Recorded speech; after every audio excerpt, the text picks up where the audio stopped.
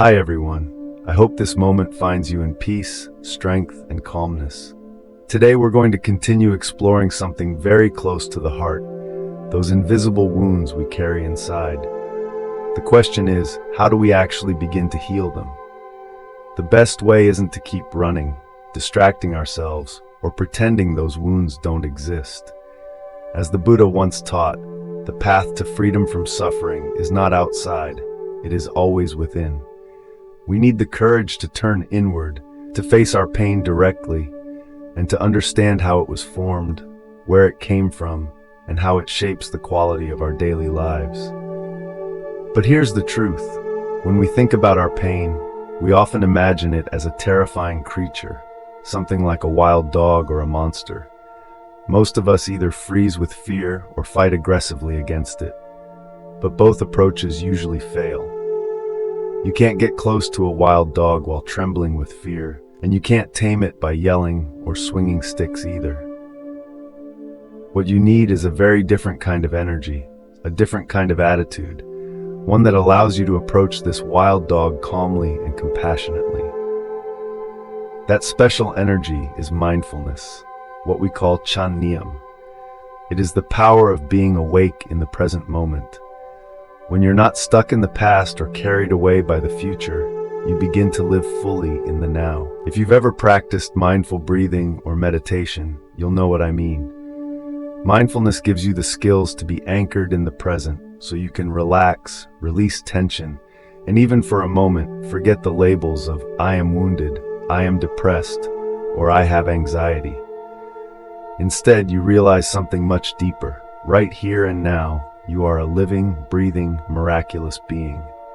You are peace. You are presence. And when you can rest in that space, your pain loses some of its grip. It can't dominate you the way it once did.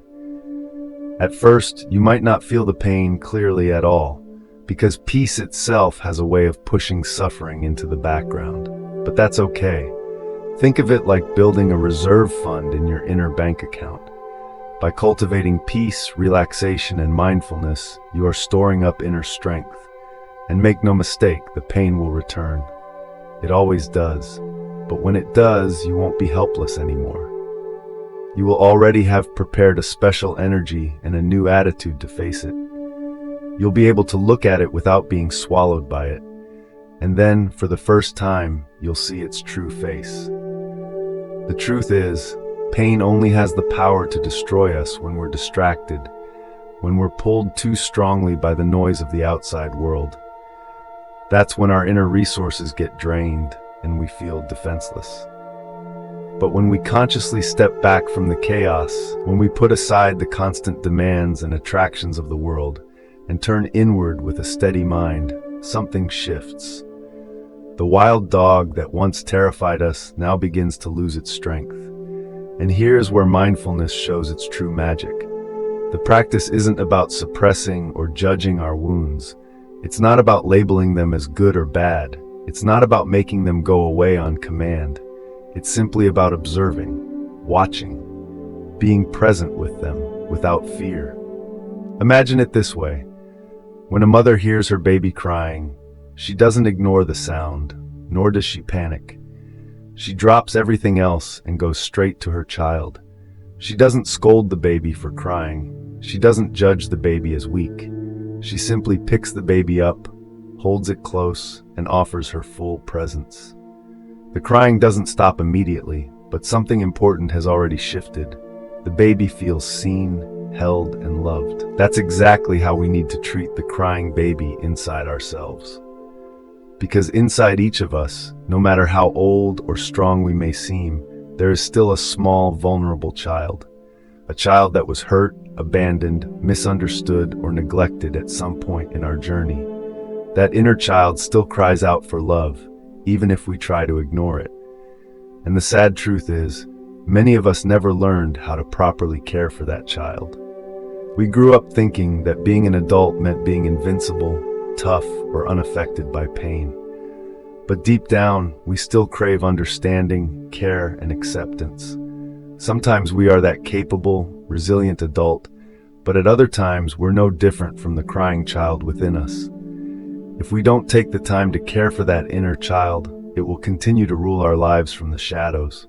It shows up as depression, as anxiety, as anger, or as the constant feeling that we are not enough. When our energy runs low, when life's pressures overwhelm us, the inner child steps forward, demanding attention. And in those moments, all of our talents, skills, and strengths can vanish because the wounded child is in control. This is why one of the first steps in real healing is acknowledgement. We must admit that the child exists, that the wound exists. Denial never works. Pretending we're fine only pushes the pain deeper. The journey of healing begins the moment we stop running and say, yes, there is a wound here. Yes, there is a child inside me that needs care. And when we look deeply, we may recognize where it came from. Many of us were wounded in childhood, sometimes unintentionally, by the very people who were supposed to love and protect us. Maybe it was harsh words, rejection, neglect, or even abuse. With a sensitive, fragile heart, those experiences cut deeply. And instead of being healed at the time, they stayed buried, waiting for us to return to them with compassion. But here's the challenge. Instead of turning inward, most of us keep running outward. We chase success, possessions, recognition, things both necessary and unnecessary. We get so busy surviving and striving that we forget about the child inside. Until one day, when our energy drops and life hits hard, that neglected child rises up again, crying louder than ever. And in those moments, no matter how strong we appear, we realize we are still deeply vulnerable. The question is, will we finally turn back and embrace the child, or will we keep ignoring it? Healing is not about erasing the child or erasing the wound. It's about taking responsibility for it. It's about saying, this too is me, and I will not abandon myself anymore. When we do that, something powerful happens. The child stops being a tyrant inside us, and instead becomes a friend. The crying softens, the fear lessens, and slowly healing begins. So how do we actually care for this inner child and start to mend those wounds? For me, the journey began with nature. I made a conscious decision to step away from the constant noise of obligations, responsibilities, and expectations. I gave myself permission to rest, not the kind of rest that comes from scrolling on a phone or collapsing in front of a screen, but real, deep rest. I would spend days out in the forests, by rivers, under the sky, simply walking or sitting in silence. The mountains, the trees, the sound of birds, they became my companions. In that environment, I didn't have to perform for anyone. I didn't have to meet anyone's expectations. For the first time, I could simply be.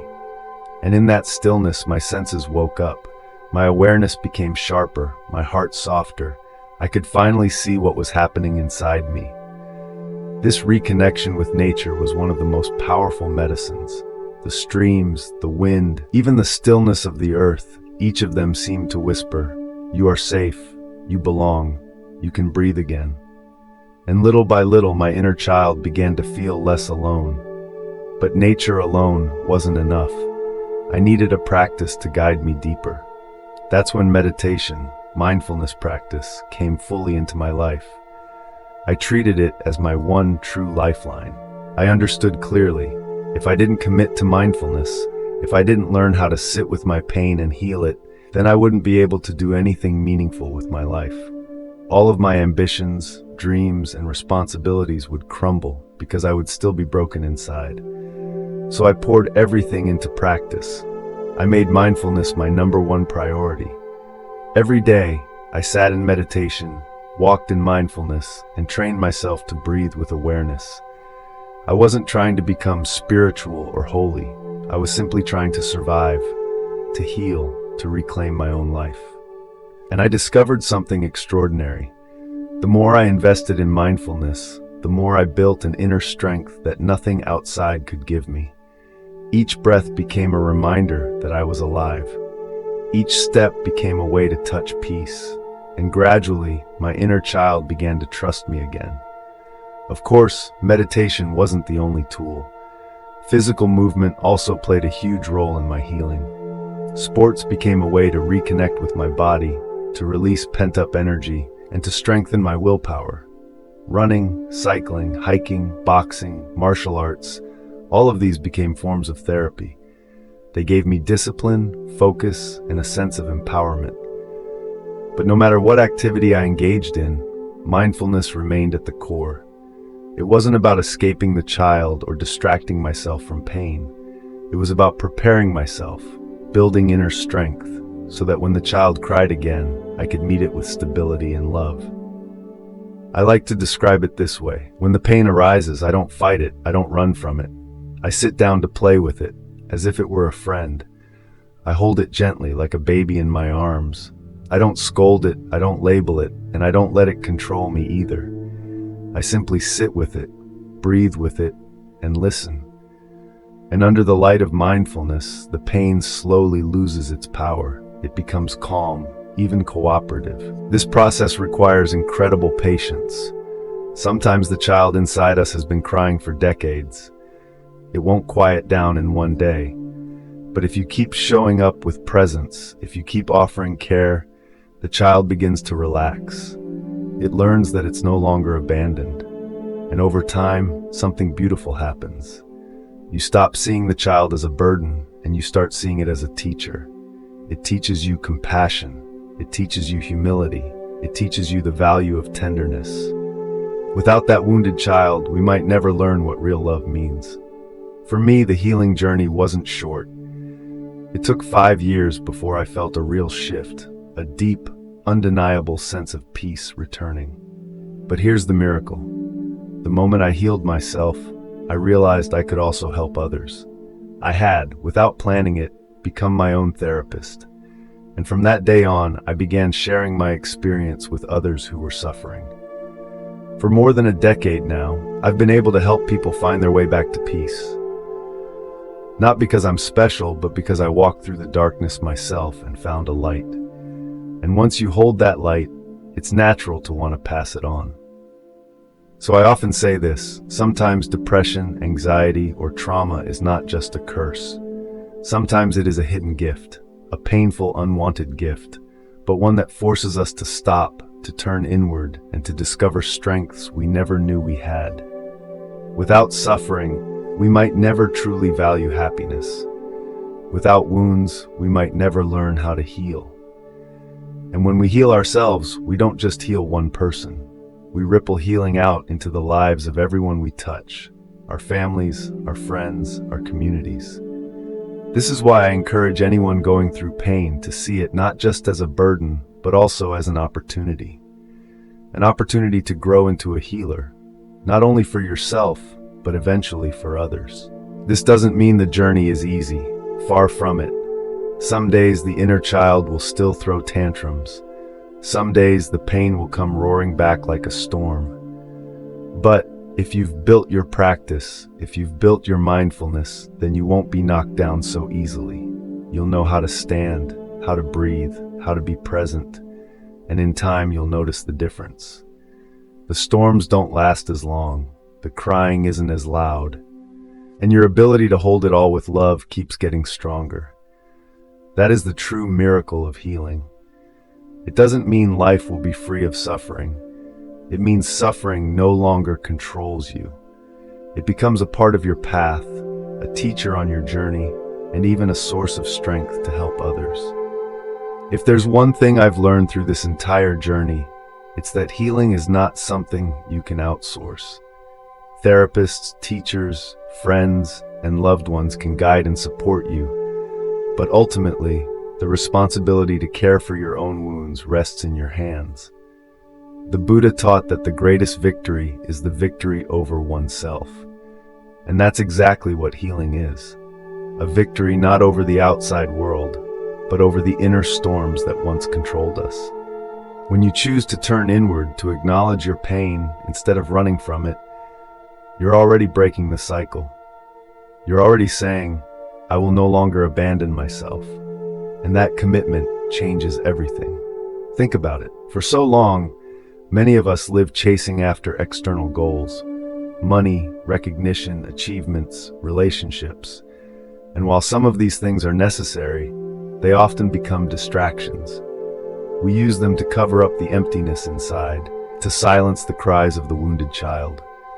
But no matter how much we gain, if we don't heal inside, the emptiness remains. That's why mindfulness, meditation, and compassion aren't just spiritual practices. They're survival skills. They're tools that allow us to live fully human lives, lives not ruled by fear or pain, but guided by clarity and peace. And let's be clear, healing is not about becoming perfect. It's not about never feeling sadness, anger, or loneliness again. It's about transforming your relationship with those emotions. Instead of drowning in them, you learn to ride their waves. Instead of being controlled by them, you learn to listen to their messages. Sadness might come to remind you of what you value. Anger might come to show you where your boundaries have been crossed. Loneliness might come to push you toward deeper connections. When you hold these emotions with mindfulness, they stop being enemies and start becoming allies. That shift is what makes life so different after healing. Suddenly, even pain has meaning. Even struggle has purpose. And you no longer feel like a victim of your past. You feel like the author of your future. For me, once I reached this place, I began to see healing as a kind of training. Every day I practiced the art of returning to myself. Every day I built up the muscle of awareness. Some days I stumbled, some days I fell, but I kept coming back, and that consistency is what transformed me. It's the same with physical exercise. You don't build strength by going to the gym once. You build strength by showing up again and again, even when it's hard, even when you don't feel like it. Healing works the same way. Each time you choose to breathe, to sit with your pain, to care for your inner child, you're building resilience. You're rewiring your nervous system. You're teaching yourself that you are safe, that you are enough, that you can endure. And once you've developed that resilience, you begin to shine differently. People around you can feel it. They sense your calm, your stability, your compassion. And often, without even trying, you become a source of healing for others.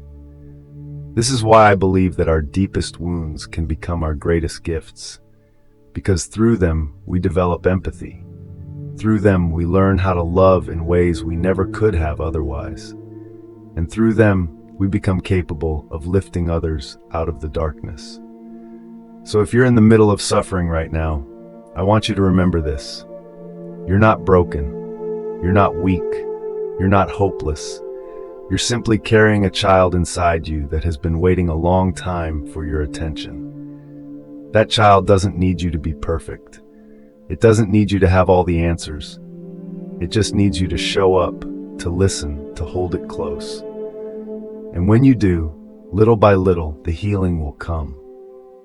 There's something else I've discovered.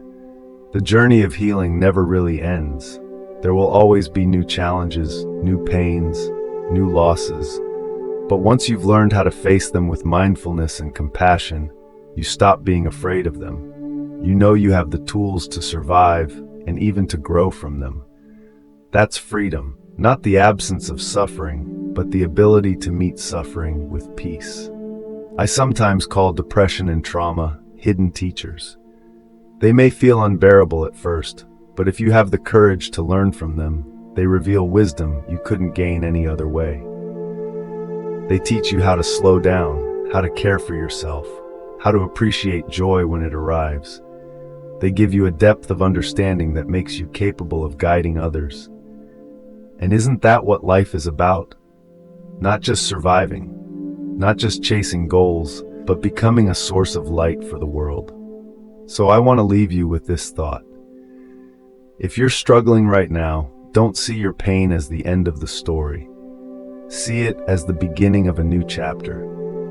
A chapter where you take responsibility for your own healing, where you learn to love the child within, and where you grow into someone stronger, wiser, and more compassionate than you ever imagined.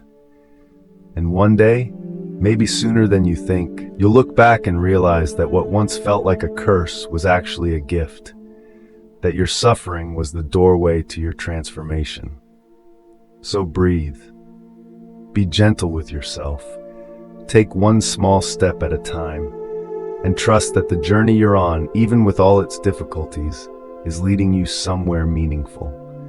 Because in the end, the greatest gift you can give yourself and the greatest gift you can give the world is a healed heart.